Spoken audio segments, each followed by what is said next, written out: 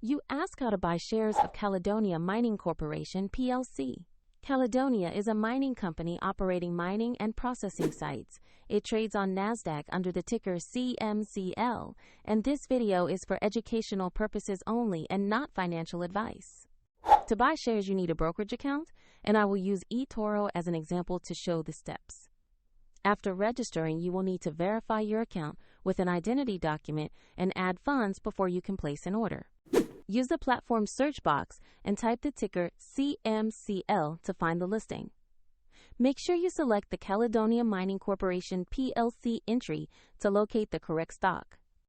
On the asset page, review the basic company overview and the price chart to check recent activity.